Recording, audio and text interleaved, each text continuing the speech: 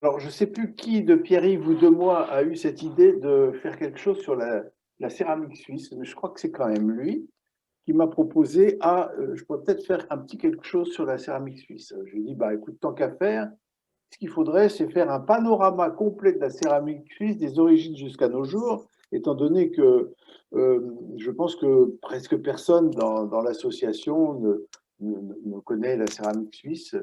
Et bien souvent, on la confond avec la céramique allemande, voire même de l'Est de la France, etc. Voilà. Donc, Pierre-Yves s'est attaché à la tâche et je pense qu'il a assez rapidement à la fois trouvé que c'était intéressant et en même temps vu que c'était quelque chose qui était extrêmement difficile à faire, puisque en fait, il n'existe aucun document de référence qui parle de la céramique suisse de façon globale. Et puis même, il y a plein de centres de céramique en Suisse qui n'ont pas fait l'objet de recherches, de thèses particulières. Ce que Pierre-Yves a fait, c'est un travail de défrichage. Et ce qu'il va nous présenter, c'est totalement inédit et unique au monde. Donc, d'ores et déjà, je l'en remercie en votre nom. Pierre-Yves, c'est évidemment un collectionneur. Je crois que c'est un ingénieur à l'origine, donc c'est une excellente formation, une grande rigueur. Il a fait sa carrière dans les ondes radio. Hein. Euh, et surtout, ce qui nous intéresse, c'est qu'il collabore au grand projet qui s'appelle Ceramica, qui consiste à faire l'inventaire des collections publiques de céramique des musées suisses. Il y a déjà une base de données qui existe, qui est extrêmement intéressante. On y trouve d'ailleurs pas mal de céramique française et des choses vraiment inédites sur lesquelles qu'on peut prendre pour nos différentes études. Donc c'est à ce titre-là que Pierre-Yves, je crois qu'il s'occupe surtout de traduire en français, hein, ce qui peut être rédigé en allemand, parce que le challenge en Suisse, c'est d'écrire les choses en trois langues. Nous, c'est beaucoup plus facile, on n'a qu'à l'écrire en français, et puis peut-être, si on a un peu de courage, l'anglais, ça suffit largement. Voilà, donc on vous convie aujourd'hui à une séance complètement inédite, et je suis persuadé que ça va vous intéresser au plus haut point. Donc, Pierre-Yves, tu as maintenant la parole. Merci beaucoup, cher président. Je vais donc directement passer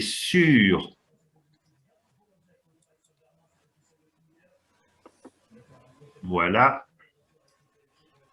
sur la présentation. Et c'est parti. Excellent. Effectivement, donc l'histoire de ce soir, c'est l'histoire de la céramique suisse sur 300 ans. Notre président est bien trop modeste car c'est bien lui qui m'a demandé d'écrire cette histoire pour laquelle je n'ai aucune compétence particulière. Comme il l'a dit, j'essaie de traduire les textes de l'allemand vers le français de l'excellent site ceramica-ch.ch fait par le pape de la céramique suisse qui nous écoute ce soir, Andreas Hege. Et à part quelques pièces que je n'ai vraiment aucune compétence particulière et la tâche fut vraiment ardue. Elle m'a pris plusieurs mois car il n'existe rien de cohérent sur ces 300 ans. Il y a beaucoup d'articles qui sont dans les livres seulement et certains qui sont dans Internet. Il y a des sujets qui ont été traités totalement, comme par exemple la porcelaine de Nyon par Roland Blettler, l'ancien directeur du musée de l'Ariana, et d'autres comme par exemple les faïenceries de Berne où il n'y a quasi rien. Donc j'ai essayé de résumer tout ça et de faire des notices biographiques ou descriptives pour chaque sujet et surtout de les illustrer abondamment. Quand je suis arrivé au bout de ma tâche, j'avais 9 parties que je vous présente ici très rapidement. Pour le XVIIe siècle, c'était relativement facile, car Winterthur s'imposait. Et puis, il y avait parallèlement à Winterthur une particularité suisse qui sont les faïences à revêtement mince. Je vais faire très attention à ce que je dis, car le spécialiste mondial de ces faïences à revêtement mince, Jonathan Frey, nous fait l'amitié de nous écouter ce soir. Et donc, pour le XVIIe siècle, c'était relativement rapidement traité. Puis il s'agissait de plonger dans le XVIIIe siècle et d'abord de plonger dans la particularité suisse que constituent les céramiques bernoises. Je vais utiliser le terme de céramique pour des terres cuites de luxe par opposition aux poteries qui seront les terres cuites utilitaires. Pour vous faire comprendre ces céramiques bernoises, il fallait d'abord vous donner quelques exemples sur avec quoi elles étaient faites, comme ces bas-relais par exemple, et sur les types de décors qui ont été utilisés de manière particulière ou unique en Suisse, comme le décor au bas-relais, le décor guilloché, le décor gravé, le décor à double engobe. Et en fait, ceci vous sera présenté dans la conférence totale. Et vous voyez sur ces slides ici des mots en bleu qui sont soulignés. Et en fait, ces mots en bleu soulignés vous renvoient à des hypertextes sur des sujets qui sont disponibles via Internet qui vous en diront beaucoup plus. Donc, si jamais vous vous intéressez à ce sujet, si jamais vous allez sur le site de l'ASC et trouvez ma conférence, n'hésitez pas à aller cliquer sur ces liens hypertextes qui vous donneront des informations assez détaillées, notamment depuis le site ceramica.ch. Donc, je parlais des céramiques bernoises qui sont une particularité tout à fait suisse ou helvétiques sur lesquels je vais revenir. Il y a plus de 100 lieux de poterie au 18e et au 19e siècle à Berne. Il y en a peut-être 7 qui sont très particuliers et je m'attacherai à en présenter 4. Ici à Blankenburg avec le génie Marty, Heimberg, le plus grand centre de poterie suisse, ou ici Beriswil avec des écritures gothiques tout à fait particulières, ou Langnau, une technique qu'on retrouve des Pyrénées jusqu'en Transylvanie, mais dont, selon moi, la plus haute production artistique était bien Langnau in Emmental. Et puis, évidemment, je m'adresse à des Français. Donc, pour la France, c'est la faïence qui fait la porcelaine, enfin du XVIIIe siècle, mais enfin la faïence qui est absolument fantastique. J'ai noté ici, en 1789, il y a 165 faïenceries en France. En Suisse, il n'y en a que 13.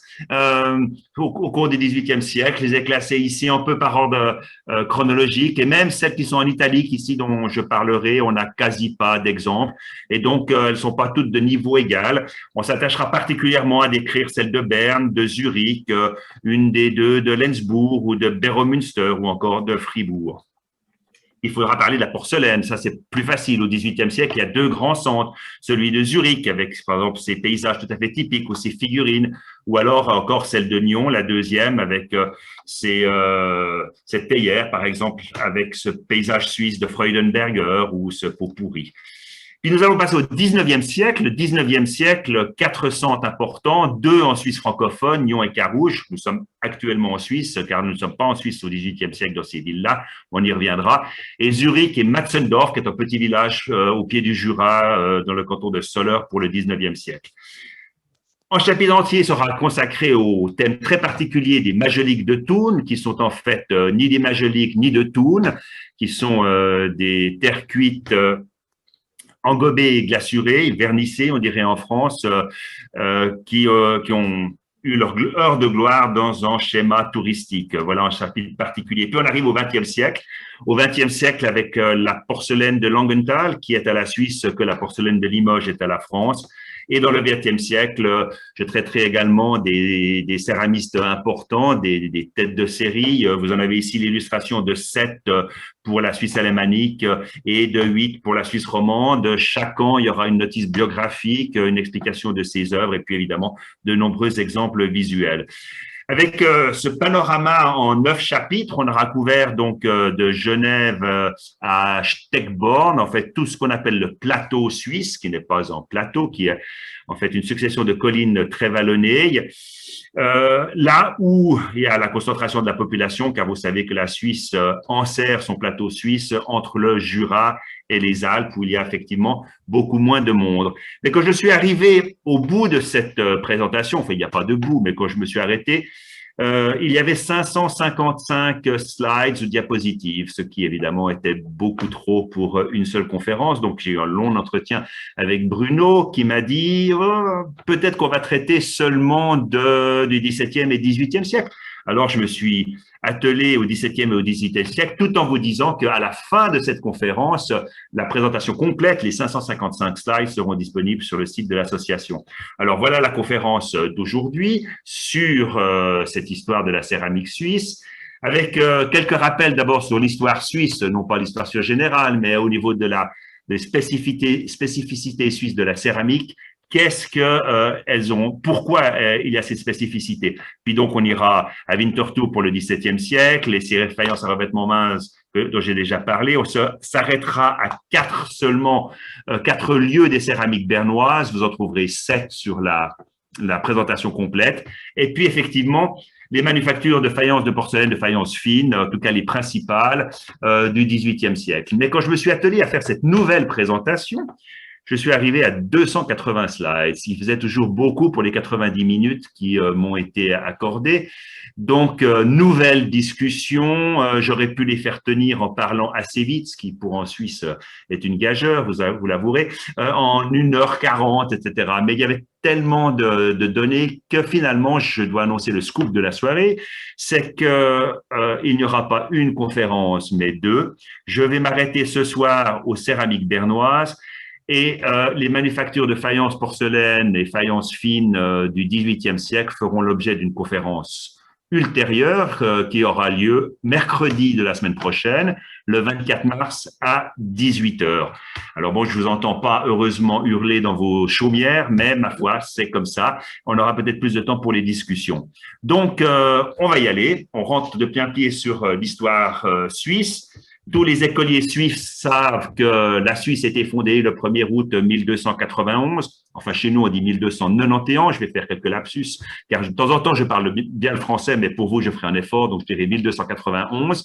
1291 parce que à cette date-là, la Suisse centrale des cantons d'Uri, Schwyz et Unterwald avaient fort peur que leur cousin Habsbourg est un petit village d'Argovie, tout près du Gothard, viennent leur saisir les droits de passage du Gothard sur l'axe nord-sud entre l'Allemagne et l'Italie. Ils se mettent donc ensemble et font un serment, ici un serment tout à fait mythique et passionné, les 3 Suisses qui sont Melchtal,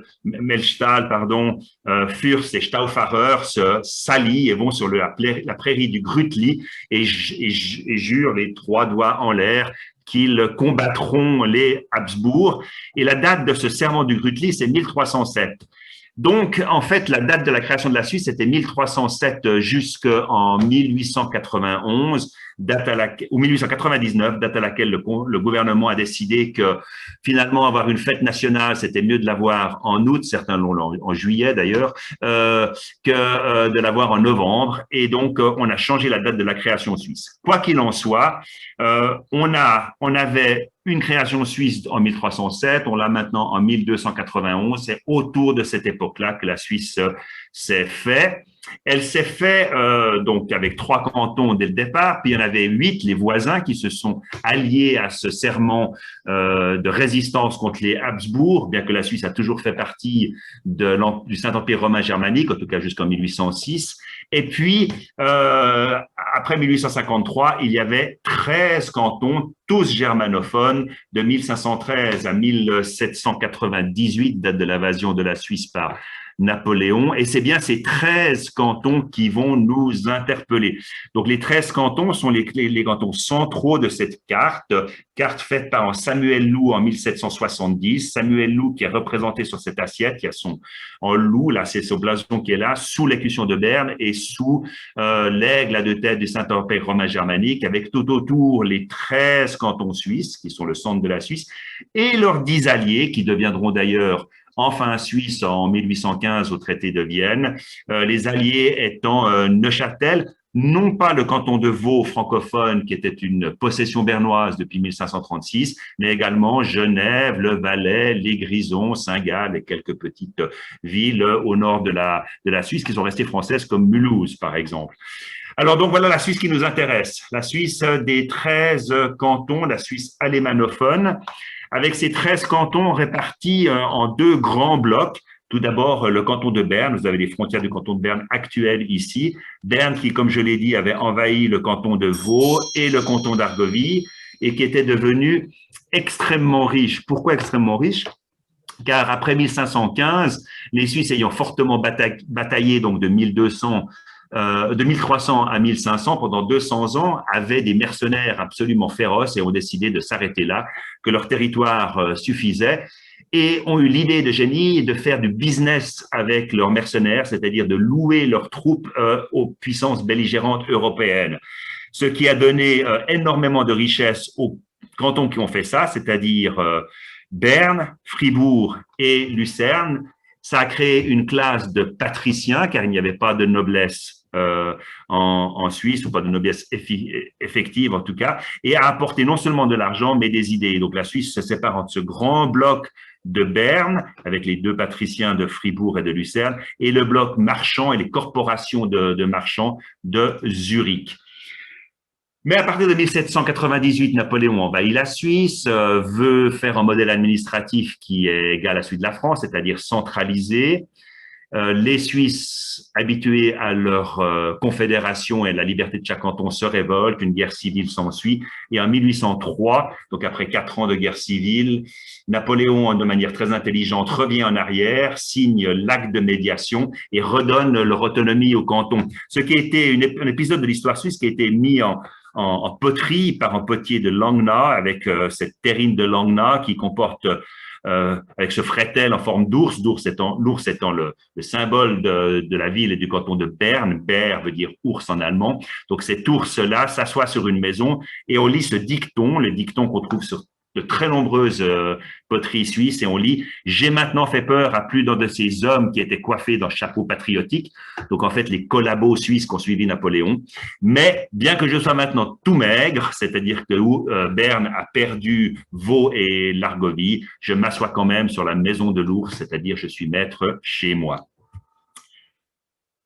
Au XVIIIe siècle, il y a donc ces céramiques de luxe bernois. Comme je l'ai dit, Berne se divise en 2 catégories. Les patriciens qui sont des colonels de régiment à l'étranger, qui par l'étranger rapportent les idées et veulent avoir ce qui se fait de mieux à l'étranger, notamment en France, donc des faïences de type française, et on trouvera des faïences dans les cantons patriciens, c'est-à-dire à Fribourg, à Berne qui va jusqu'à Lenzbourg, et à Lucerne avec Beromünster, mais également à Zurich, pour une autre raison, pour les marchands.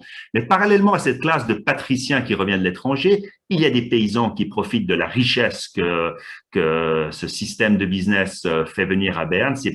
Ces paysans qui, notamment dans l'Emmental, vendent leur fromage dans le monde entier, sont riches, mais se détachent en leur culture propre, cette culture propre à la Suisse qui est différente dans chaque vallée, et comptent sur de très, très nombreux potiers à Berne, plus de 100 entre le 18 et le 19e siècle, 26 endroits avec 83 potiers à Berne lors du recensement de Napoléon, alors qu'à titre d'exemple, le canton de Vaud, qui est à peine plus petit, mais qui est un vassal de Berne, ne compte que 23 fours en 1765, et encore, alors que l'on sait qu'il y aura de la faïence dans le canton de Vaud, il ne nous reste rien, car c'est de la faïence utilitaire qui n'a pas fait l'objet ni de collection dans les musées, ni de garde chez des particuliers. Il en ira de même à Genève. Genève, la calviniste, où chaque luxe ostentatoire est banni. Et donc, au XVIIIe siècle, il y aura des faïenceries à Genève, on y reviendra, mais il n'y aura pas de faïence de luxe. Donc, ces paysans enrichis veulent montrer leur richesse et s'adresse aux potiers locaux. Ça va donner des poteries extrêmement diversifiées et tout à fait comparables aux plus belles faïences françaises, en tout cas selon moi. Je vais terminer cette approche de la Suisse en disant que la Suisse est un pays d'argile. On y trouve de l'argile en profusion, de la très bonne argile pour faire des terres cuites, mais on ne trouve pas de grès, donc il n'y aura jamais de production de grès en Suisse. On n'y trouve pas de kaolin, et donc les manufactures de porcelaine à Nyon et à Zurich au XVIIIe siècle devront importer à grands frais et se prémunir contre le kaolin, donc d'Allemagne ou de France, et se prémunir contre une dizaine de ce matériel. Voilà pour cette approche très rapide de la Suisse, et passons maintenant dans le vif du sujet avec le XVIIe siècle, à Winterthur. Winterthur est ici tout au nord-est de la Suisse, Et on y trouve, qu'est-ce qu'on y trouve? On y trouve surtout des poêles. Poêles emblématiques de la culture allemande, poêles qu'on va trouver dans plusieurs cantons suisses, mais dont les plus beaux du XVIIe siècle sont indéniablement ceux de Winterthur. À Winterthur, il y a eu tout à coup une maîtrise supérieure des technologies de la faïence qui a fait qu'ils ont dépassé leurs concurrents qui sont Hachette-Bonn à Bernec, et qui vont leur permettre de créer de très nombreux potiers. On en compte plus de 80 entre le 16e et le 18e siècle. Des lignées de potiers, les Huser, les Pfau, les Erhardt, les Graf, c'est des noms absolument célèbres, qui vont faire des poêles et qui, comme tous les poêliers, vont également en parallèle aux poêles en faïence, faire des faïences de table ou des faïences de montre qui nous sont heureusement été préservées. Ils feront aussi autre chose, et ça va être le débat de ce que nous allons voir maintenant. Ils feront également de la poterie et de la céramique de luxe, mais moins cher que la faïence, car la faïence fait appel, donc comme on le sait tous, à de l'étain qui est très cher, qu'on fait venir à grands frais du sud de l'Angleterre. Et donc, ceux qui ne peuvent pas se payer de la faïence aimeraient bien en avoir, mais il faut trouver une solution. Alors, tout d'abord, les poteries. Donc, il y aura ces trois types que l'on va discuter sur Winterthur, les poteries, les céramiques de luxe, des copies de faïence et des faïences de prestige. On va commencer par les poteries. Des poteries vertes qu'on connaît déjà depuis le XVIe siècle et le XVIIe siècle, avec simplement une glaçure verte, de temps en temps des godrons, ou comme ici, cette cruche de 1596. C'est la première type de poterie de Winterthur. On voit qu'elles sont quand même un peu décorées, mais enfin, c'est pas extraordinaire. Le deuxième type, c'est ces poteries brunes, en général plus richement décorées, avec une forme qu'on va retrouver plus tard, même dans les faïences, avec des décors plus riches et ces godrons qu'on voit apparaître là. Et ensuite, une particularité tout à fait propre à Winterthur, ces poteries à engobe de fond blanc. Alors, l'engobe de fond, on va pas en parler aujourd'hui, mais vous trouverez ce que c'est. C'est donc simplement un mélange dilué d'argile. Les engobes de fond en Suisse seront principalement blancs ou bruns, fait donc avec de l'argile très pauvre en fer ou riche en fer. Or, de l'argile très pauvre en fer, de l'argile blanche, on en a quasi pas. Il existe une mine près de Bienne de cette matière qu'on appelle la Huppe Erde en allemand et qui est en fait importée de France depuis des temps immémoriaux. Alors, cette engobe de fond blanche est mise sur cette poterie que l'on va décorer au pinceau de plusieurs couleurs, rouge, jaune, vert et bleu, ou manganèse, avec des petits points de manganèse qu'on va enjoliver avec des mascarons, avec des appliques, et ça va nous donner ce genre de poterie tout à fait particulière que moi je n'ai jamais vu sur le marché de l'art, mais qu'on trouve dans les musées, notamment au musée national suisse à Zurich, avec ces formes de chope tronconique que l'on va retrouver dans d'autres matières, notamment de la faïence. Donc voilà la première particularité de ces très belles terre cuite ou poterie de Winterthur. Mais passons maintenant à celle que je vous annonçais, c'est-à-dire ces poteries engobées de blanc ou décors peints sous glaçure à l'imitation des faïences. Et on va commencer par exemple par ces jattes tout à fait particulières et symptomatiques de Winterthur. Vous avez vu celle de présentation qui date de 1688, celle-ci de 1686, 1692, ou celle qui est bleue et blanc ici de 1678. Dans ces jattes, on trouve déjà fait tout ce qui fait le génie de Winterthur et le génie en prémisse de la Suisse, à savoir les dictons sur l'aile. Il y en aura ici, ils sont peints, ils seront également peints à Heimberg, ils seront gravés à Langnau ou peints à Blankenburg, et ces dictons qui reflètent en fait la vie des gens pour qui ces céramiques sont données est très riche. On pourrait faire une conférence uniquement sur les dictons. On y trouve aussi ce motif de vrille et de spirale qui est tout à fait particulier à Winterthur et qui est en fait dérivé des décorations que l'on trouvait déjà sur les poêles en faïence. Alors voici ces motifs sur d'autres formes, comme cette aiguillère, ce pot ou cette cruche extrêmement riche, extrêmement florissant.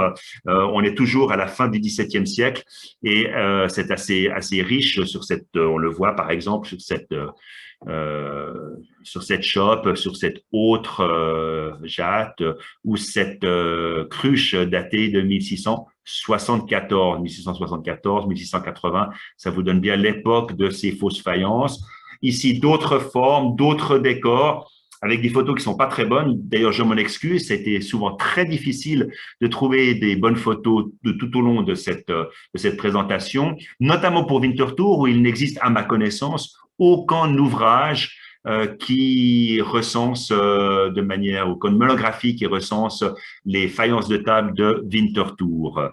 Alors encore d'autres exemples, par exemple une écritoire ici relativement simple, alors que l'on en verra des somptueux, ou encore cette cruche tronconique qu'on a déjà vue en poterie multicolore, ou encore ce pot, pour moi, splendide, avec le dicton dont je vous parlais autour du pied et la date de 1672.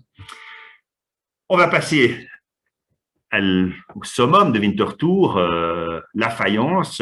C'est également la pièce de faïence de table la plus ancienne de Suisse. Elle date de 1584. Elle est datée là. Elle est donc contemporaine des plus anciennes faïences françaises. On la voit ici décorée non seulement de bleu, mais du jaune d'antimoine, du brun de manganèse. C'est une espèce de bible eau de vie, chauffe-main, et qu'on connaît de voir à Ludwig Pfau, un des grands potiers que j'ai déjà cité tout à l'heure.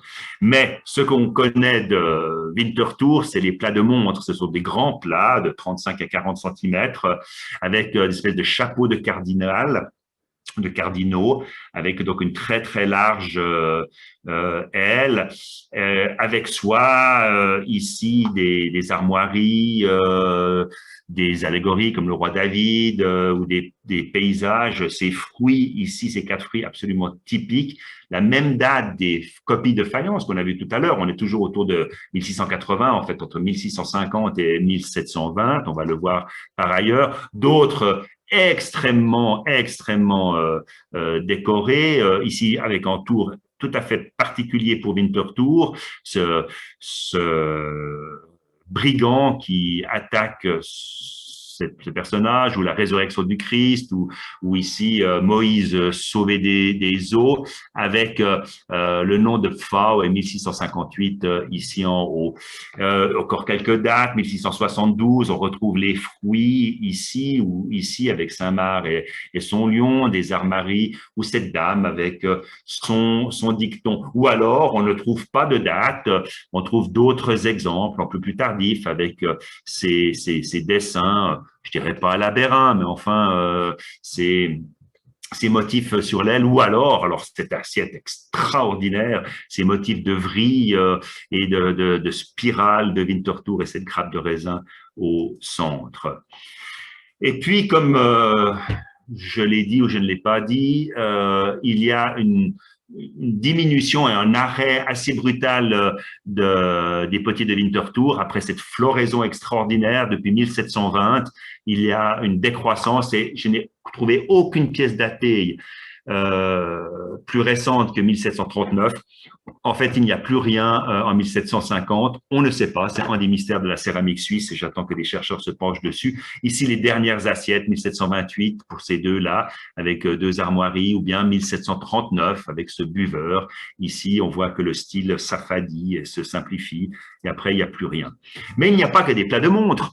À Winterthur, on fait des choses extraordinaires. On fait par exemple cet écritoire qui prend la forme de la cathédrale de Winterthur. On en connaît 5 au monde, notamment au musée de Vienne, ou alors cette enseigne, ou encore ce pot trompeur sur lesquels on reviendra, ou cet entourage en faïence absolument extraordinaire de calendrier, ou plutôt d'almanach, ces almanachs avec leurs prophéties qui étaient très en vogue dans la Suisse alémanique du XVIIIe siècle.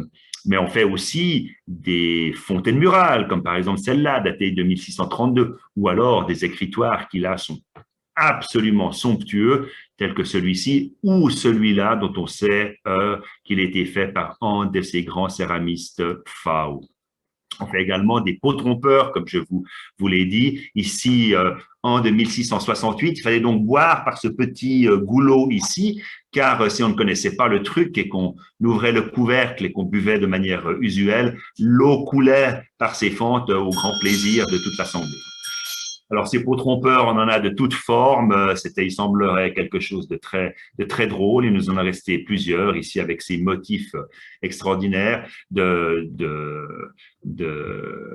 Winterthur. Celui-là qui font peut-être plutôt penser à du Braque, comme ça, je ne sais pas, début du XXe siècle, que sais-je. Mais ou alors celui-là qui n'est pas de la faïence, mais avec une enveloppe de fond blanche. Je reviens rapidement aux écritoires, deux photos mauvaises, mais pour vous montrer cette richesse, ou alors cet écritoire ici à droite extraordinaire qui reprend en miniature la forme de poils avec leurs cartouches et leurs seins à l'intérieur. Mais il existe également d'autres formes. Ici, une chevrette reconnaissable avec ses motifs typiques, cet égouttoir ou cette gourde en faïence dont on a déjà pu voir en poterie verte, en modèle à peu près équivalent, ou encore d'autres formes avec ce pot rapide, ou alors cette Bible eau de vie qui est quelques 250 ans, 150 ans après celle qu'on a vue tout à l'heure, ou alors ce pot, un hommage au Saint-Empire romain germanique. On retrouve l'aigle à deux têtes dans une forme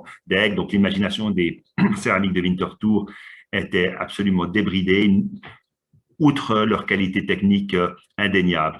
Évidemment, donc, leur production couvre non seulement Winterthur, mais en rayon d'environ 150 km au cours de Winterthur. On trouve par exemple ici un pichet avec le blason du canton de Lucerne, qui est quand même à environ 130 km de Winterthur, ou alors encore ces autres cruches de différentes formes, absolument somptueux.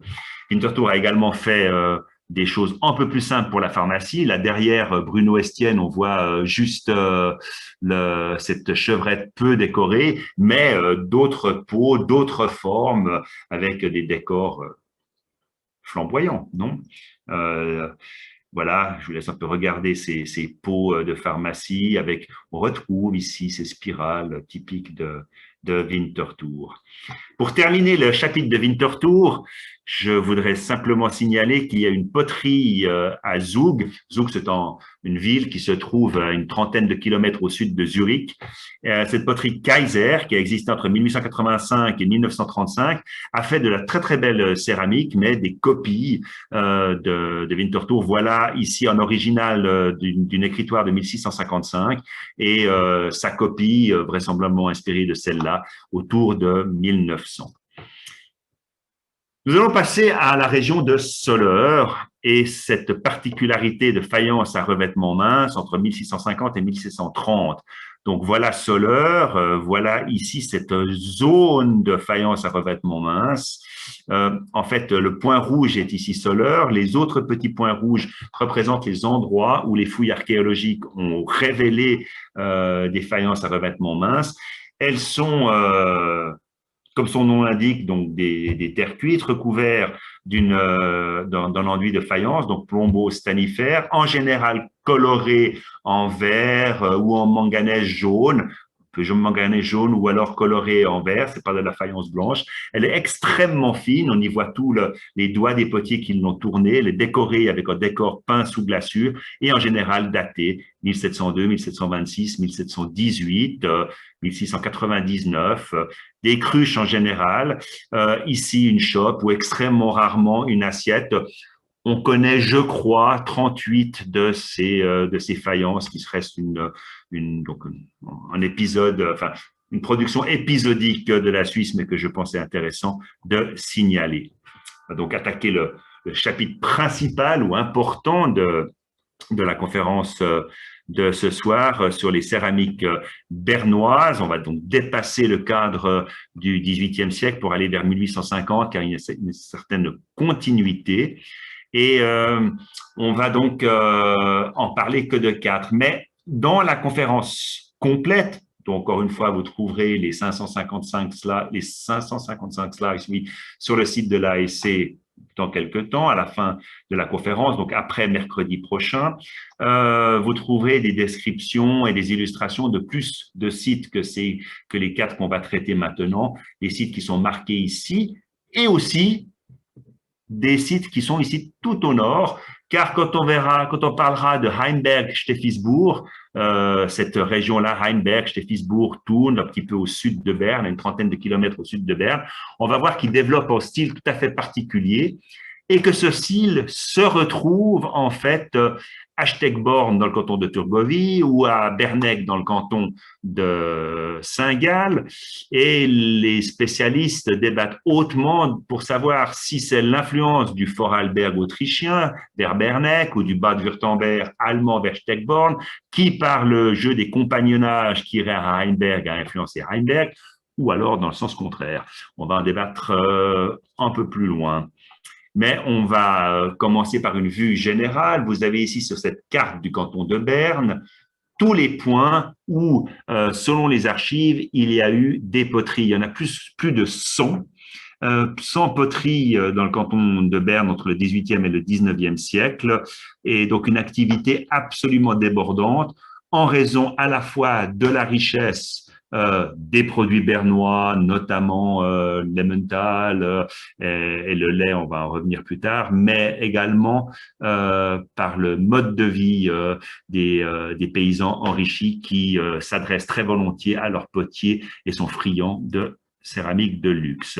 Comme je l'ai dit, sur ces 100, on en a traité 7 dans cette conférence et pour ce soir, on va en mettre 4. Rappelez-vous, Beriswil, Blankenburg, Langnau, Heimberg. Alors, Beriswil, c'est ici, c'est juste au nord de Berne, sur le plateau suisse. Illustré par ici, Beriswil, un engobe de fond blanc avec sur l'aile une écriture gothique tout à fait remarquable, une famille de potiers Kreuchi. Tout à fait au sud du canton de Berne, au fin fond de la vallée du Simmental. Le Simmental qui est grand, bien connu des chefs étoilés en France pour leur beefsteak.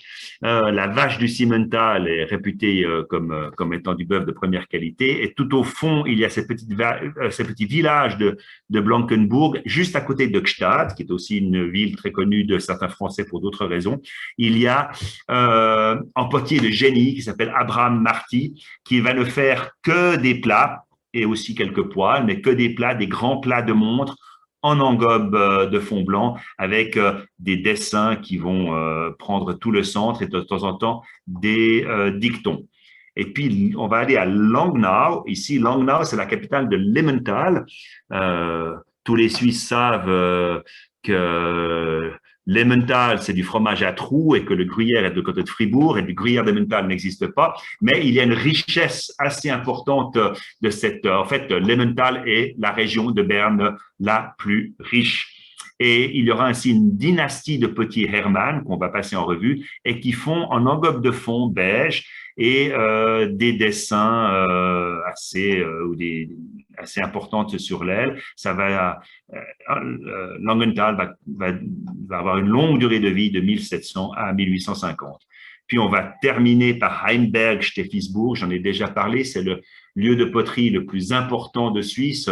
On peut, à une certaine époque, y recenser 80 potiers dans ce village. En fait, c'est deux villages extrêmement proches, Heimberg et Steffisburg, mais ils sont tellement proches que finalement, on va les appeler seulement Heimberg. Et à la fin du 19e siècle, on les appellera simplement Thun, qui est la ville la plus proche pour diriger cette région. Mais géographiquement, c'est bien ces deux villages. Ils vont se distinguer par un engobe de fond brun, en tout cas jusqu'en 1820.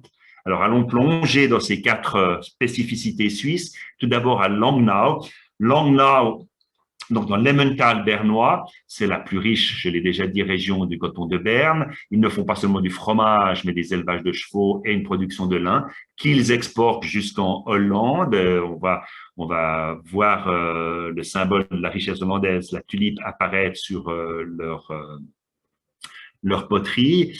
Et on voit aussi en se promenant dans Langenthal, en se promenant dans Lemmental, pardon, en se promenant dans Lemmental ou à Langnau, la richesse de ces fermes bernoises absolument extraordinaires avec des énormes toits.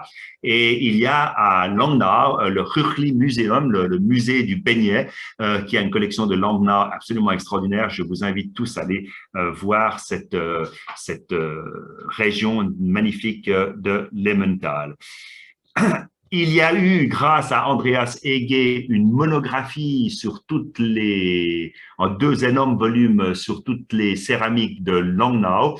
On en compte à l'heure actuelle, ou on en a recensé à l'heure actuelle à peu près 2000. Et ces 2000 céramiques ont été faites par la plus grande lignée de potiers que nous avons pu déceler en Suisse, et je crois en fait en Europe. On trouve 56 potiers de la famille Hermann, dont on a l'arbre généalogique, sur 9 générations. Ça commence en 1672, ça se termine en 1910. Ils sont presque tous à Langnau, mais on verra qu'au milieu du XVIIIe siècle, certains partent à Heimberg et font du Langnau à Heimberg entre, grosso modo, 1720 à 1780. Et quelques ans après, à la fin du 19e siècle, partent. Et je vous invite à aller une fois consulter ce tableau généalogique des potiers Hermann, absolument, absolument fascinant. Et donc, avec cette généalogie de potiers, il y a eu des fouilles à Langnau et on a pu déterminer que dans cette petite ville de Langnau, dans l'Emmental, il y avait 6 ateliers de poterie différents, certains qui ont duré sur plusieurs générations, certains autres qui ont duré moins longtemps, mais où il y a plusieurs potiers avec leur marque, leur pattes distinctives, et on a pu ainsi classifier, que je dis on, c'est Andreas Hege, a ainsi classifié la production de Hege en 6 ateliers, 6 lieux particuliers, et 25 styles différents, manières différentes dans ces ateliers, que l'on va passer maintenant en revue. Alors, on commence ici vers 1714, 1725, avec l'atelier de Hans Hermann. On voit cette cruche ici, soit sphérique, soit un peu piriforme. On voit apparaître en premier ours. Vous allez voir que tous les ours de Berne, je vous ai déjà expliqué que Berne, ça veut dire Berne, ça veut dire ours, donc on est nationaliste. On met cet ours avec ces espèces d'écailles typiques de Berne, ici la date de 1725, ou alors cette assiette extrêmement riche et décorée, et on voit apparaître déjà le symbole de la richesse, donc ces tulipes qu'on voit à peu près partout, même si la tulipomanie a eu lieu 80 ans avant, c'est toujours un symbole de richesse au fin fond de l'Emmental. Donc voilà la première manière. Et puis, si on avance un peu et qu'on de 20 ans et on va vers 1635 dans le même atelier, on trouve que le style a évolué, des dictons, j'en ai parlé tout à l'heure, ici au centre, ou alors ce dessin qui prend maintenant tout le bassin de ce plat de montre assez rigolo avec cet aristocratique ou ce patricien qui fume la pipe et qui chevauche en coq. Toujours dans ce même atelier, une troisième manière, 20 ans plus tard, on est ici vers 1755, en Peter Hermann, et on voit apparaître 2 choses particulières. D'abord, la couleur, le jaune d'antimoine, le bleu de cobalt apparaissent sur cette assiette, on est vers 1756, sur cette barre à tabeur également, avec cet ours qui va à gauche, les écailles de l'ours sont toujours là. Ces barres à tabeur sont en fait, elles peuvent être utilisées, on n'a pas pu démontrer qu'une barre à tabeur en céramique barattait moins bien que des barres à tabeur faits de lamelles de bois, mais le beurre est une chose extrêmement chère. C'est le produit laitier le plus cher. J'ai vu certains prix. Il est beaucoup, beaucoup plus cher que le fromage ou le lait. Et donc, c'est un symbole de richesse par lui-même. Et le cadeau de mariage par excellence, les vœux de prospérité aux époux, est des barres à tabeur. C'est pour ça qu'on trouve nombreuses barres à tabeur avec soit des armoiries, mais surtout des noms de personnes, et qu'avec ces noms, on a pu déterminer que Peter Hermann, peut-être, ou d'autres, ont quitté Langnau et se sont installés à Heimberg vers 1720, 1730 jusqu'en 1780 et ont fait du Langnau à Heimberg. On ne peut pas vraiment différencier les deux styles, si ce n'est que de temps en temps, on trouve des noms dont on sait qu'ils se sont mariés, par exemple à Heimberg. On revient un petit peu en arrière avec un autre génie qui s'appelle Kristen Hermann, qui a développé ce style de fontaine murale ou cette cruche, cette magnifique cruche sphérique, ou encore d'autres formes, comme par exemple cette chope. Et puis, voilà assez pour l'atelier 1. On passe à l'atelier 2 très rapidement parce que c'est un atelier fourre-tout. On a toute une série de pièces entre 1760 et 1770 dont on ne connaît pas l'attribution. Alors, on dit que c'est l'atelier 2. Certaines sont quand même très belles avec ces motifs-là ou cet ours jaune qui va à gauche. Voilà. Donc, voilà pour l'atelier 2. Mais on arrive maintenant à l'atelier le plus important, l'atelier de Daniel Hermann. Daniel Hermann, c'est le plus grand potier des 56 potiers que je vous ai cités tout à l'heure. Daniel Hermann a eu la grande chance, on peut le dire comme ça, d'épouser une femme riche et donc s'est élevé dans la hiérarchie sociale. Il était, d'autre part, extrêmement doué. Et il va être en fait le directeur ou le deuxième directeur de la manufacture de faïence Frisching à Berne. On verra ça mercredi prochain. Et ce Daniel Hermann, on voit ici ses dessins, soit l'ours patriotique en 1797, dans cette époque très troublée, ou ce paysan qui ramène une brouette, mais il a fait pour lui cette terrine de mariage, ça c'est le couvercle et en fait tous ces carottes et autre chose. Il a fait pour lui cette terrine de mariage absolument somptueuse, couronnée par un pouteau ici, et on verra qu'il a eu 3 fils, dont le fils aîné qui s'appelle aussi Daniel, comme son père, Daniel II, et Daniel II a fait 4 autres terrines de mariage sur le modèle de son père. Elles sont actuellement, donc il y en a 5 répertoriées, dont une au musée de l'Ariana et l'autre au musée de Neuchâtel. Alors Daniel Hermann lance un style un tout petit peu plus populaire et moins cher. Sur ce slide, on trouve d'abord ici une fontaine murale tout à fait baroque, dont on a retrouvé le moule, et le moule il est dans le musée de Strasbourg, et le moule vient de Strasbourg. On retrouvera cette forme de fontaine murale donc dans les faïences de Frisching à Berne, dans les faïences de Zurich, parce que le premier directeur part de Berne pour aller à Zurich. On le trouve ici, c'est Daniel Hermann, et ce que je voulais montrer de manière assez symptomatique, c'est qu'il n'est couvert uniformément que dans une engobe de fond au manganèse, blanc, et donc qui devait être moins cher que des formes plus décorées. Une espèce de transition entre la forme l'engobe de fond le plus simple ici à gauche vers celui-là, cette terrine avec ce décor marbré qu'on trouve très souvent au dos des assiettes de Langnau, qu'on peut trouver ici aussi sur toute une terrine où on jette simplement les engobes blancs, verts ou bruns pour faire ce décor marbré.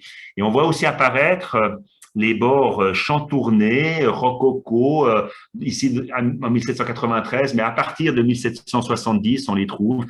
Ici, cette assiette où on voit ce dicton gravé, et puis ce pélican qui nourrit ses enfants de ses entrailles, ce qui suppose quand même une connaissance encyclopédique assez notable du potier, en l'occurrence Daniel Hermann. Alors, je vous ai parlé de ses fils, les fils de Daniel Hermann. Il s'agit de 3 frères, Daniel comme son père, Johannes et Peter, et on voit commencer un certain petit déclin. Donc, il y a encore ici des sucriers, on en parlera plus en avant tout à l'heure, des sucriers qui sont des cadeaux de fiançailles, donc jamais de date, ni de nom sur les cadeaux de fiançailles, on n'est jamais trop prudent si les fiançailles peuvent se rompre, mais des produits assez évolués. Et alors, on voit apparaître quelque chose de tout à fait particulier, des perles, ici bleues, des perles d'argile, donc qui sont collées ici,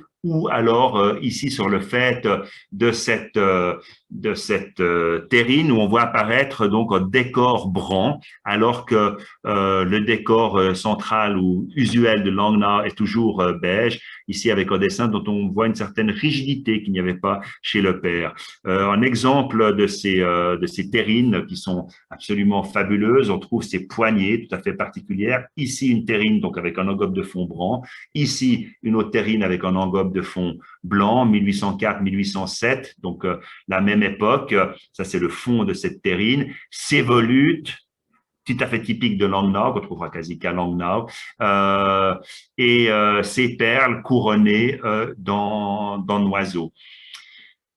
Encore Daniel Hermann, fils, il oublie le brun, le vert, il fait des terrines dans les bleus. Il fait ici en Äpfeli, c'est-à-dire en pot à crème. Boire de la crème était un des délices de la région de Langnau avec une vache qui va aussi à gauche. Et on retrouve donc cette fontaine murale, le même moule, mais ici très richement décorée. Elle est datée de 1797 pour la fontaine, de 1805 pour son bassin. Donc, on voit qu'en tout cas, sur une dizaine d'années, cette fontaine de Langnau a été produite. Assez pour l'atelier 3, on va passer à l'atelier 4, on revient en arrière, 1760 environ, en potier de génie Hans Hermann, avec des couleurs vives que le mouvement Cobra de 1960 n'aurait peut-être pas renié, avec une nouvelle forme de fontaine murale, ici, des décors que je trouve somptueux, cette église, une imagination florissante, avec Daniel Hermann, pour moi, Hans Hermann, le plus grand potier. Et malheureusement, ça diminue un petit peu avec ses successeurs ou ses autres collaborateurs, Hans Ulrich ou Johannes. Ici, une écritoire, une terrine avec toujours ce décor, ce frettel en forme d'oiseau, une fontaine dont on va retrouver chez d'autres cette forme-là, puis alors une simplification de ce décor à volutes qu'on a vu à l'atelier 3. Dans cet atelier 5, on voit apparaître ici ce décor moucheté ou ce décor tacheté, enfin plutôt ce décor tacheté ou marbré. On l'a vu chez Daniel Hermann. Ici, c'est encore plus simple. C'est date de 1783 en pot à tabac. Ou alors, on a déjà vu cette forme de fontaine ou cette assiette assez rigolote avec en forgeron et ses outils pour l'atelier 5. Ceci pour montrer un peu l'évolution vers 1820. Depuis 1800, on voit ça diminue, les assiettes sont plus, les terrines sont plus simples, le décor de volute se simplifie. Ici, on n'a plus qu'un décor tacheté, un décor marbré assez simple. Et alors, on va maintenant aller dans la décrépitude de Langnau, si on peut parler ainsi. Ce plat à barbe de 1822 est assez simple. On voit apparaître une forme, ou plutôt un décor, qui est le décor moucheté. On jette simplement de la limaille de fer qu'on a pris chez le forgeron voisin dans un engobe de fond et ça va donner ce décor tacheté ici vers 1831 ou alors ces assiettes qui n'ont plus rien à voir avec la splendeur des assiettes d'antan. Et déjà en 1830, on continue à descendre avec 1840, vers 1840, vers 1860 également. On n'a plus que des ronds qu'on retrouve ici sur cette baratte à beurre déjà en 1824, et puis sur cette terrine encore assez drôle avec ce petit monsieur. Mais néanmoins, on doit encore faire une petite parenthèse, car à l'atelier 5, il y a un génie, Christian Hermann, le troisième plus grand selon moi, qui fait ses sucriers. On a déjà vu ses sucriers, mais il utilise uniquement l'engobe de fond blanc, le décor de perles et en fretelle avec cette forme d'oiseau, ces deux oiseaux pour les amoureux qui se fiancent, et avec, je dois dire, collection ici de sucriers, très bien, pas des sucriers saupouloirs évidemment, mais des sucriers bols. Il existe un exemple où il n'y a pas d'oiseau, mais un chat, et il est assez drôle. Il est ici à droite. Et puis, on va terminer avec l'apparition, je n'ai déjà parlé très rapidement précédemment, avec le décor double engobe de fond. Je vous ai dit qu'à Langnau, le décor guilloché, le décor gravé était assez courant, mais on grave en enlevant l'engobe blanche et on voit apparaître en dessous le brun du tesson. Mais en potier de génie, Johann Martin Labhard de Steckborn, on l'a vu, c'est tout au nord de la Suisse, dans le canton de Thurgovie, vient avec une autre technique qu'on retrouvera également à Heimberg. On a d'abord l'engobe de fond brun, puis recouvert d'engobe de fond blanc, et ensuite on gratte l'engobe de fond blanc et on voit apparaître dessous l'engobe de fond blanc sur, par exemple, cette terrine avec ce dicton, cette assiette avec un dicton très dur et satirique, ou alors cette baratte à beurre. Et puis la dernière chose de cet atelier 6, on voit qu'il n'y a presque plus rien. Il y a des choses beaucoup plus simples. Je voulais quand même vous montrer cette dernière baratte à beurre de Langnau de 1860, avec ce boucher qui s'apprête à tuer sa vache. Toute petite parenthèse pour vous dire qu'à Langnau, comme ailleurs, on vous montre les céramiques de luxe, même s'il en reste 2000, les céramiques de prestige, les céramiques de montres, mais qu'il y avait à côté de celle-là une énorme production de céramiques utilitaires. Et à titre d'exemple, voilà 2 céramiques de Langnau, cette espèce de cruche, ici en engobe de fond vert, ou datée de 1768, c'est la plus récente de Langnau avec cette date-là, ou à titre d'exemple, ce poids tabac de 1817, pour vous rappeler qu'il n'y a pas que ces belles céramiques, mais qu'il y a tout d'autres céramiques.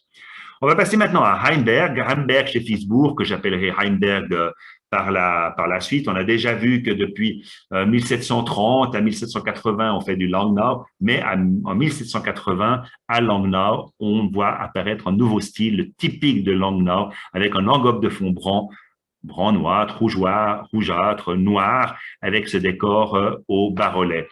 Heimberg est extrêmement important car c'est le centre le plus important de poterie de la Suisse. D'ailleurs, le directeur de Sèvres, Alexandre Brognard, quand il fera son tour d'Europe, s'arrêtera longuement à Heimberg et on a toute une description de ce qui s'y fait.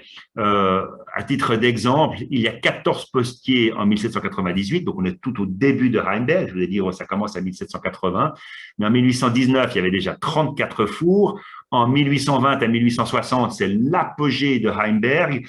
Des compagnons arrivent du monde entier. Si vous cliquez sur compagnons, il y a toute une analyse de l'origine de ces compagnons, mais ils viennent principalement du Bade-Württemberg allemand.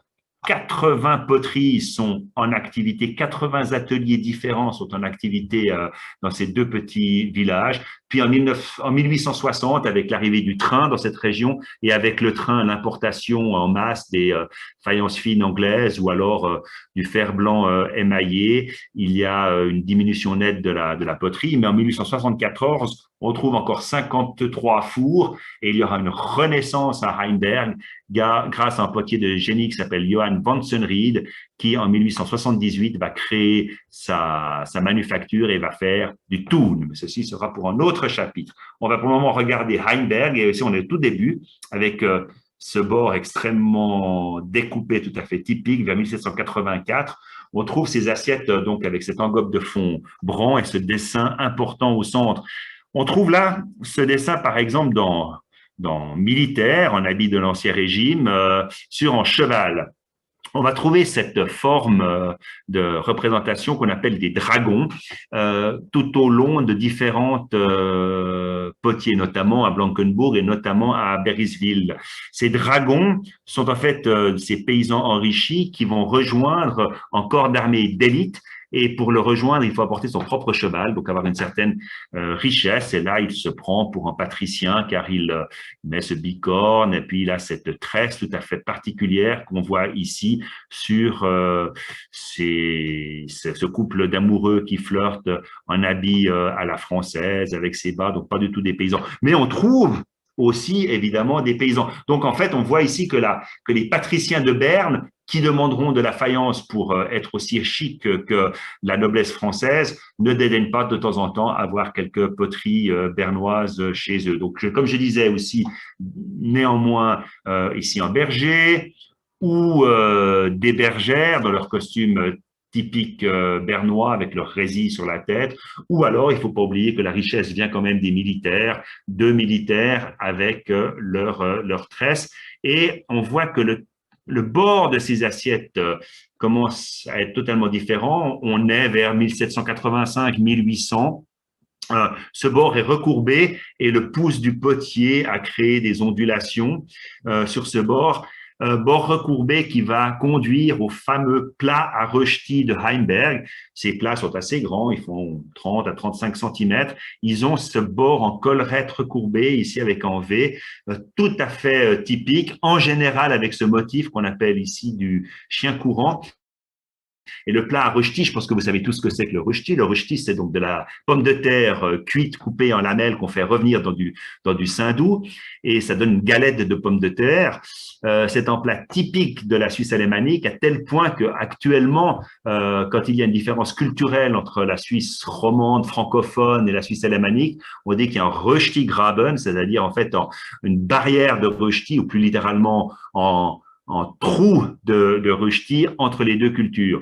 Donc, ces plats à rösti qui sont très utilitaires, ils sont utilisés. Certains, on reprend la même forme pour en faire des plats de montre. Alors, on trouve ici avec monsieur Jacob Kammerman, un paysan enrichi qui paye des musiciens pour son plaisir, ou alors des aristocrates, en fait, des patriciens qui se déclarent leur amour ici dans un habit à la française vers cette dame qui porte cette très haute chevelure qui a été discutée de manière extensive lors du dernier Zoom, ou alors ce patricien qui vient se reposer en 1798 sous son arbre avec des pommes devant c'est pas du muguet, mais c'est un sceau de Salomon qu'on va retrouver un peu partout à Heimberg et également ailleurs. D'autres plats rösti, ici toujours avec ce décor du chien courant, avec ce dragon qui faisait plaisir à son propriétaire de voir dans sa salle à manger ou son stam, mais également avec d'autres représentations de la vie de tous les jours, telles que ce trompettiste qui a une connotation religieuse, car le protestantisme strict qui sévissait dans l'Emmental interdisait l'orgue à l'église où on ne pouvait y avoir que du chant a cappella et du trompette ou du cor ou du hautbois. Et donc, en fait, c'est un musicien d'église ici qui se trouve là. Alors voilà, toujours en plat à rösti avec une bernoise dans son costume traditionnel et son sac en toile de Berne, ou alors cet ours de Berne, 1804-1784, voilà, 1994, pardon, 10 ans, c'est plat à rösti. Et j'ai parlé des dictons, j'en ai pas encore lu beaucoup, à part celui de l'ours de Berne qui s'assoit sur sa maison, mais je voudrais juste prendre ces deux-là à titre d'exemple, car on pourrait faire une conférence de plus d'une heure sur les dictons. Et celui de gauche, on lit « Si tu veux rester quelque peu discrète, ne te montre à aucun homme ». On voit effectivement que le décolleté n'existe pas. Ou alors cet ours qui marche dit « J'ai marché par monts et par vaux, j'ai trouvé de méchantes femmes partout ». Toujours là, c'est à rösti, avec ici une particularité de Heimberg, ces tableaux de figurines découpées, ici sous l'écusson de Berne, très très en vogue, car en Lavater, en 1775, publie L'art de connaître les hommes par la physionomie, donc la physiognomonie, et ceci était extrêmement en vogue de dire quel était le caractère d'une personne sur son physique, et donc se faisait découper le portrait sur des assiettes de Berne. Une autre influence est celle de Vienne. Vienne et Biedermeier, Vienne et ses grandes draperies qu'on trouve ici avec un personnage découpé, ou qu'on trouve ici, ou qu'on trouve sur ces théières typiques de Berne, ou encore sur ce pot de Berne, qu'on trouve ici au cours des années depuis 1820 jusqu'en 1860, avec des variations sur des soupières. Il s'agit de très grandes soupières, elles font peut-être 40 cm de diamètre. C'était vraiment des soupières utilitaires, malgré qu'elles soient richement décorées. Ce que je voudrais dire, c'est qu'il y a une transition. On a vu que le style de Heimberg se dilite vers 1860 et qui repart grâce au Thun. Et le Thun utilise ces draperies pour prendre des motifs les plus populaires du Thun. Lorsqu'il y a ici, on est vers 1880-1900, ce qu'on a appelé en français le motif au hibou, ce qu'on appelle en allemand le Rotmuster, le motif aux herbes, qui est absolument typique de Thun. Et pour vous montrer qu'il y a donc plus qu'une continuité, c'est bien la raison pour laquelle on est resté jusqu'en 1860 dans les poteries, les céramiques bernoises. On revient en arrière, ici vers 1815-1825, pour une particularité de Heimberg, il y a un atelier avec des femmes, car c'est presque certain que si les potiers étaient des hommes, de travail manuel de la poterie, notamment du malaxage de l'argile. Il n'y avait pas encore des malaxages à boules. On faisait pourrir l'argile pendant une année, on le tamisait, enfin, c'était un gros travail. Si les potiers étaient des hommes, les peintres sur céramique étaient en fait des peintres femmes.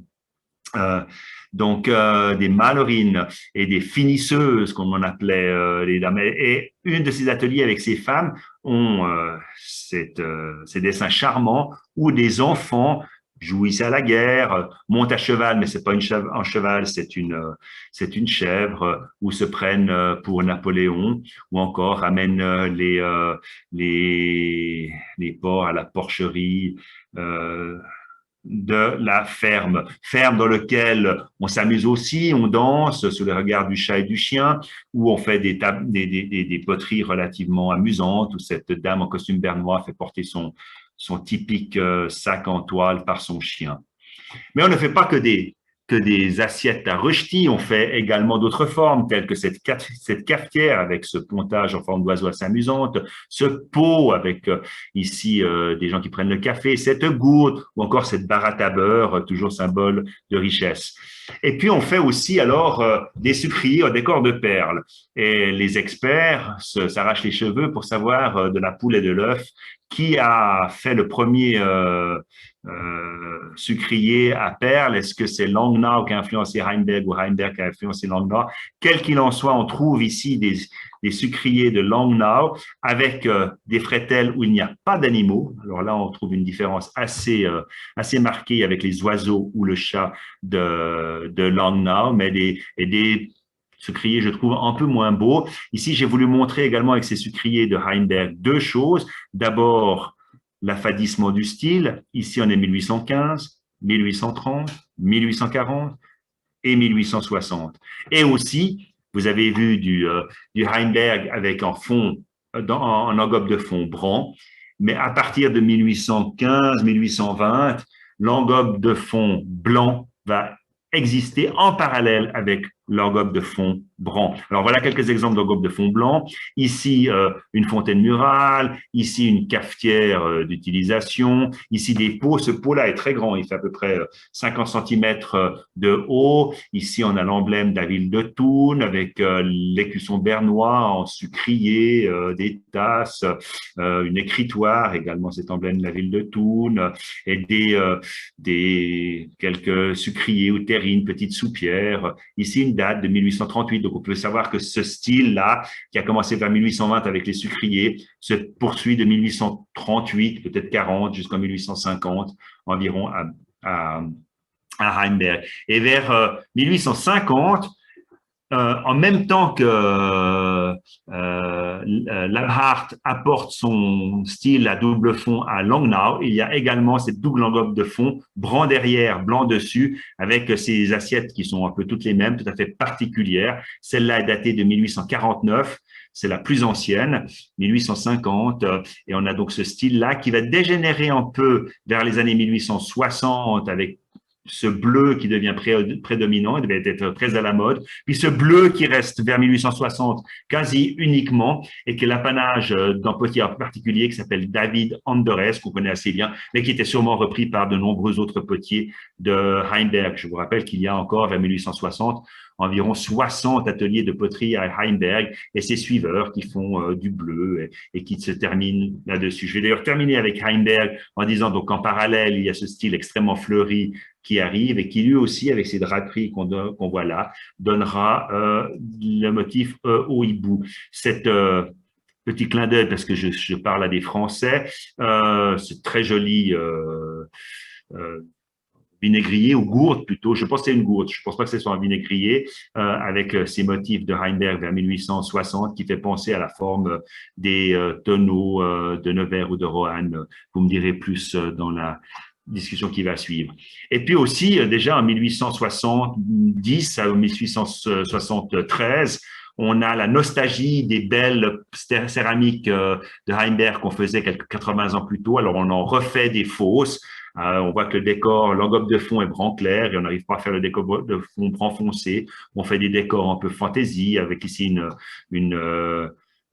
une sirène et on fait des fausses dates, 1790, alors que celle-là date vraisemblablement de 1875 comme les autres. Donc voilà des faux Heimberg avec des vraies formes de plats Rushdie et des vrais motifs de chiens courants. Voilà pour Heimberg, un peu long, mais c'est quand même le centre de la Suisse. Et on va aller chez un monsieur extraordinaire qui s'appelle Abraham Marty, tout au fond du Simmental, donc de la vallée de la Cime. La Cime, c'est cette rivière qui coule dans le lac de Thun, à Blankenburg, donc tout au centre des montagnes suisses, des Alpes suisses, tout près de Gstad. Ce monsieur Abraham Marty, il est né en 1718 à Fraubrunnen, c'est en fait à côté de Berne. Il est potier comme son père, il travaille avec son frère, mais il y a trop de potiers dans cette région, donc il cherche un débouché et il va partir dans le Simmental où il est prouvé qu'il n'y avait aucun potier avant qu'il arrive. Donc il va tout en haut dans le Simmental. Il déménage en 1748, donc il a 30 ans et il y reste jusqu'à sa mort. Son atelier va continuer après sa mort pendant quelques temps avec sa fille illégitime qu'il a reconnue car il s'entendait fort mal avec sa femme. On a des dictons très méchants sur les femmes de lui. Et il n'y a pas encore de monographie sur Marty, mais Andreas Hege, il travaille. Il y a déjà récolté à peu près 230 objets qui restent de ce potier de génie. Voilà l'évolution de son style entre 1758, donc 10 ans après qu'il est arrivé à Blankenburg, et 1789, au moment où il va presque mourir. Il fait cette assiette absolument somptueuse qui est au musée de l'Ariana, qui fait environ 50 cm de diamètre, avec les 13 cantons suisses, des motifs qu'on retrouve sur d'autres faïences, ses initiales, AM, Abraham Marty, son blason, qui est une espèce de pointe, qui est un instrument de tourneur de potier, et puis la date de 1758. Ici, l'écusson de Berne, très richement illustré en 1770, et ce plat où on voit ses godrons avec de nouveau sa signature, ou plutôt son blason, et cette fière dame qui monte en Amazone avec sa chevelure montée à la française en 1789. Je ne sais pas si la date vous dit quelque chose. Il avait quand même une répétition assez extraordinaire, car on voit ici un plat de Marty avec l'écusson de Genève. L'écusson de Genève qui est les clés de Saint-Pierre et le demi-aigle du Saint-Empire romain germanique. Les Genevois disent le demi-poulet à la clé de la cave. Mais quand même, Genève est à 150 km de Blankenburg. Donc, pour que les Genevois viennent au fin fond d'une montagne des Alpes commander des pièces à Marty, il devait être quand même assez fameux. Ici, une autre pièce qu'il signe, Abraham Marty, avec toujours son blason de 1762 et son blason ici. Il n'est pas peu fier de lui, on le voit sur cette assiette. Et ici, cette très jolie assiette avec un bord qu'on a vu avec le pouce du potier, qu'on a vu également donc vers les années 1800, vers les années 1700 vers les années 1800 à Heimberg, ici avec les 13 cantons suisses. Il s'adresse, donc il faut bien qu'il gagne sa vie, donc il s'adresse bien aux paysans enrichis qui sont des dragons dans leur bataillon de milice, on en voit 2 ici, ou alors encore cette femme en Amazone qui tire fièrement d'un pistolet avec un dicton extrêmement intéressant qui a été étudié par ailleurs. Mais il dessine aussi les bergères, comme ici, ou les paysannes qui transportent on ne sait quoi sur sa tête, une paysanne en costume typique du Simmental avec sa très très longue tresse qui descend jusqu'au pied, ou ce colporteur, ou encore des soldats. Il ne faut pas oublier que les soldats, ici avec leur tresse, sont eux qui apportent l'argent et les idées, donc ici en diverses positions, en picard ou en fusillé, ou alors il fait des scènes de la vie de tous les jours, ici en ours de foire qui joue du violon, ou alors cette assiette extrêmement surprenante, en plein pays protestant absolument rigoriste, on voit un capucin, donc en ordre des frères franciscains, qui est représenté Un capucin qui vient vraisemblablement du canton catholique de Lucerne, qui est juste voisin, qui passe le col et qui arrive là et qui est demandé par la population pour bénir les fermes ou enlever les maladies des troupeaux. Une double protection en vaut toujours mieux que une seule. Ici, ce joli plat à godron avec ce réceptacle dont on ne sait pas à quoi il sert, il est assez grand, il est au musée de l'Ariana, peut-être pour présenter des mets avec une sauce au milieu. Et on va terminer ces potiers particuliers de Berne avec les Kreuchy de Beriswil. On est ici au centre du plateau suisse, voilà ce petit village, une assiette typique de Beriswil. Petit village qui compte 190 habitants en 1764. Et puis alors, Berne devient à la fin du 18e extrêmement riche. On voit que la démographie galope. Il a 462 habitants en 1850. Il y a plusieurs potiers dans cette région, mais c'est les Kreuchy qui tiennent la vedette et c'est eux qui font ces céramiques de Beriswil. En trois époques. Le premier de Jacob Kreuchy, 1758-1780. Le deuxième, le plus fameux, c'est Ludwig Kreuchy, 1780-1804, les plus belles céramiques de Beriswil. Puis en 1804, il vend l'atelier à ses fils jusqu'en 1821. Et à partir de 1821, il n'y a plus de céramique classique de Beriswil avec cette enveloppe de fond blanc. Je dois aussi dire qu'à Beriswil, il n'y a pas que des céramiques, c'est-à-dire des terres cuites, mais également une petite production de vraie faïence que je montrerai, puis également, comme partout ailleurs, vous l'avez maintenant compris, des céramiques utilitaires, mais certaines fois très bien décorées. Il y a une monographie sur Beriswil qui a été également écrite par Andreas Hege, que je salue, et qui recense 380 céramiques de prestige de Beriswil. Alors, petite chose sur Beriswil. Beriswil, c'est le point rouge ici, voilà, en grisâtre, le canton de Berne. En jaune, les endroits où on a trouvé dans les fouilles des céramiques de Beriswil. Mais surtout, ce que je voulais vous montrer, c'est les points bleus. Car, comme vous allez le voir, la production de Beriswil est particulièrement significative pour les écritoires. Et les écritoires ont presque toujours le nom de leur dédicataire, de leur commanditaire. Et ce nom est un nom suisse. Or, en Suisse, on n'est jamais suisse. On a un nom dont l'origine appartient à un village, et ce village fait partie de la Confédération. Et ça jouera un rôle important dans les faïences. On y reviendra mercredi prochain, notamment avec Monsieur Dolder à Beromünster. Et donc, le nom de ces familles à qui sont dédiés les écritoires, on les retrouve en fait dans toute la partie centrale du canton de Berne, ce qui prouve que ces céramiques de Beriswil étaient quand même relativement connues et distribuées largement comme les plus belles faïences, comme les plus belles céramiques de Berne et de Langnau, et que le rayon de distribution était environ une centaine de kilomètres. Alors voilà, 3 assiettes de Beriswil avec 3 formes différentes, celle-là datée de 1808, celle-là ajourée, celle-là avec cette forme gaudronnée. On y fait d'autres formes également, cette terrine, cette magnifique fontaine murale.